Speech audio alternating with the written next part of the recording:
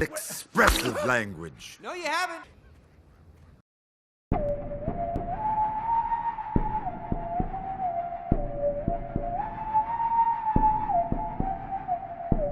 Бозбалаға ата-анасы өлер алдында бұл жерден кетіп жарыққа қарай жүр, сонда ертеңгі күнді табасың деп айтты. Сөйтіп бозбала жарықтың артынан біраз күн жүріп, белбеуді кездестірді.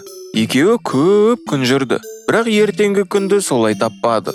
Бозбала өсті, ол иппен осылай танысты. Қазіргі уақытта Крустар отбасы саяхаттап жүр. Оларға кенгурулар шабуылдауда, бірақ отбасы олармен шешіп тастайды. Бозбала мен ип махаббат болып жүр. Біраз уақыттан кейін қарны ашып келатқан танк қанатты коаланың көтенін ғырш етті алады.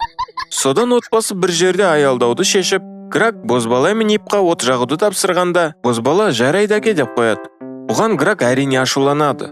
Екеуі махаббат болып, отты жақпай әлі отыр. Әкелері жынданғанда оны Агга тыныштандырады. Түн болып, отбасы от жанында ұйықтауда. Қысылып жатқан бозбала ипті іздеп, көзін ашып ұйықтап жатқан әжеге кезігеді. Сосын ипті тауып, оған бөлек шығайық, маған үйлен деген сияқты ұсыныс жасайды. Қыз келісіп, екеуі ұйықтауға кетеді. Мұны естіп қойған Грак жынданып, жүріп қайтуды шешіп, ема деп айғайлайды. Таң атып кетіп, отбасын танктың іші құрылдап будильник болып оятады. Кейін танк Ақтөске апорт дейді. Итпен бірге Сэнди де жүгіреді кішкентай күшік. Олар шошып қайтып оралады. Бірдеңке келе жатыр. Ол әкелері екен. Ол тұрағап жүріңдер деп бір жерге алып келеді. Грак қақпаны ашып, оларға әдемі жеміс жидектері мол жерді көрсетеді. Сосын олардың бәрі тамақты, яғни жеміс жидектерді опыруда.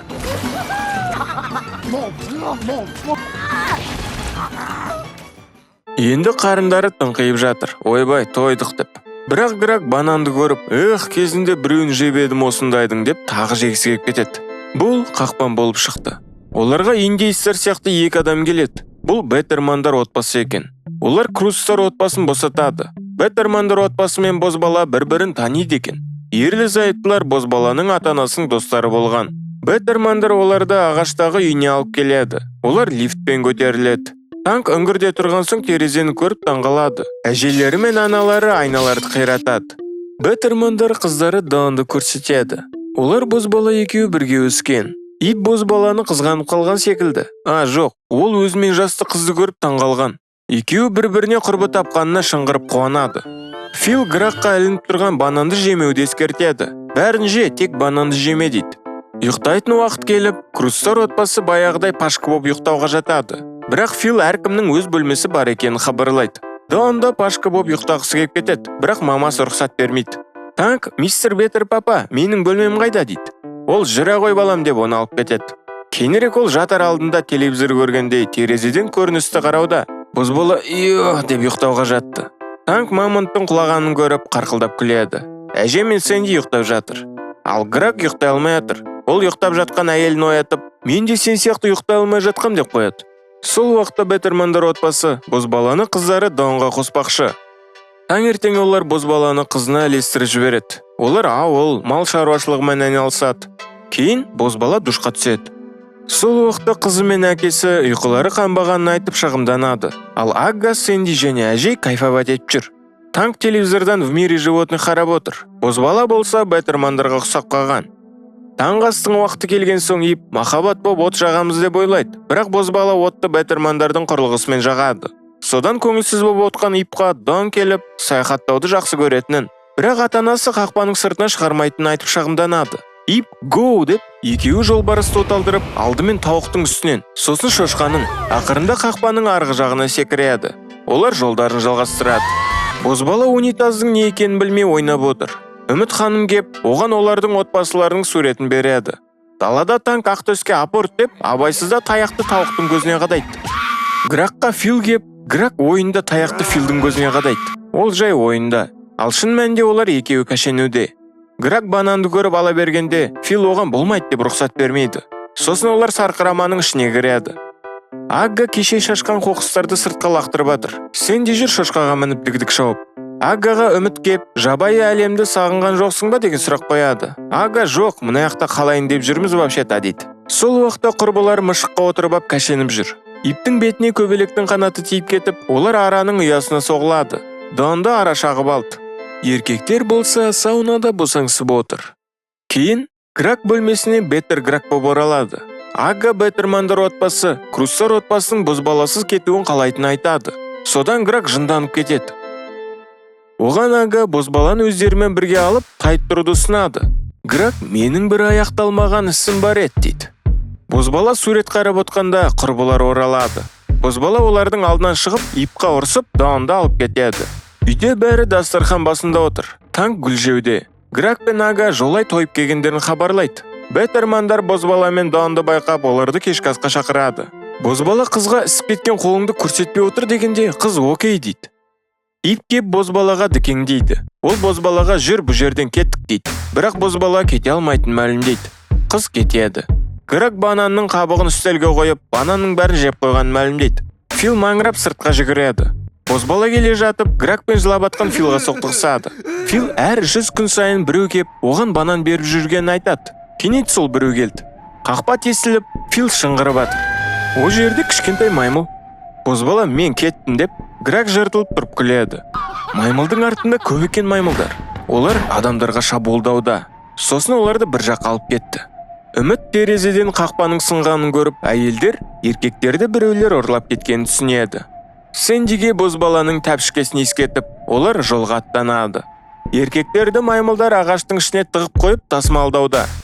Басқа жақта танк телевизорға тәуелді болып қалған. Олар қауіпті акулалары бар көпірге келгенде ұрсысып суға құлайды. Осылай жолдарын жалғастырады. Жігіттерді бір өңгірге алып келген. Бұяқта неше түрлі маймылдар бар екен. Олардың көсемдері ақсақал шығады. Олардың тілінде Бозбала сөйлесе алады екен. Бозбала маймылдардың ашулы екенін және банан қалайтынын айтады. Көсем әңгімесін айтуда. Су молынан, ең бастысы банан молынан болды. Бірде ай толғанда құбыжық банандары үшін келді. Бір күні сарқырамада су ақпай қап, банандар қорап қалды. Құбыжық кеп, банан жоқ болған соң маймылдарды алып кетті. Фил сол суды өзіне бұрып алғанын айтып, Бозбала оны маймылдарға аударып қояды. Маймылдар ашулы. Фил ағаштан найза жасап алады. Оған қарап маймылдар да найза жасап алды. Сол мезетте Агалар судан шығады. Әжей жас кезінде Тандер Систерс әйелдер тайпасында болғанын айтып, шашын еркектерді табуға жібереді. Үміт жынданып, жүгіріп, бір кезде сырғанап, бір өңгірге кіріп кетіп, ақырында мұз боп қатып қалады. Оларға өрмекші қасқырлар шабуылдайын дейді. Дон күшікті көріп, оны ата-анасына жібереді. Түрмедегі үшеуі, яғни Фил факел жасап, маймылдарды қорқытайын дейді. Алайда маймылдар оны тартып алады. Оларды әжейдің шашы тапты. Басқа жақта Дон өрмекші қасқырдың күшігіне дайлапы деп атыр. Ип ағаштарды қиратып жүр. Анасы оны тыныштандырып, екеуі біраз әңгімелеседі. Сосын олар ұйықтауға жатады. Үміт жабайыларша жатқысы келмейді. Оның мұздап отқанын көрген отбасы пашкаға кіргізеді. Үміт кешірім сұрайды. Бозбала көсемнің үй жануары. Ал екі әке аренада сөзбен шайқасып, бір-бірінің жаман әке болғанын айтып, құлайды. Бозбала сөз сүйектен өтетін түсінеді. Маймылдар бұларды құбыжыққа бананның орнына бермекші екен. Әжей шашын күтуде. Үміт ұйқыдан тұрады. Шашы жалбырап кеткен. Көптен күткен шашта келді. Ол әжейдің басына қонып, маймылдар туралы айтады. Әжей Тандер Систерс деп пресін көрсетіп, әрқайсысына ат қойып, беттеріне бояу жағады. Сөйтіп олар жолға аттанды. Табақта 3 банан жатыр. Көсем оларға бір-бір шапалақтан береді. Сүйкімді маңдайы бар құбыжық маймыл келді бұлар жеуге. Ол аузына сала бергенде Тандер Систерс келеді. Көсем маймылдарша шабуылды байғалайды. Содан Тандер Систерс маймылдарды шашып жатыр және жыртады. Құбыжық маймыл бананды аузына салады. Әжейдің шашы оның мұрнына кіргендіктен ол 3 бананды түшкіріп шығарады. Өрмекші қасқырлардың торының көмегімен 3 бананды Тандер Систерс сүйрей жөнеледі. Оларды құбыжық қуып келеді. Сосын құбыжық жатағап жер ескейді. Табақтан 2 ересек банан түсіп қалады.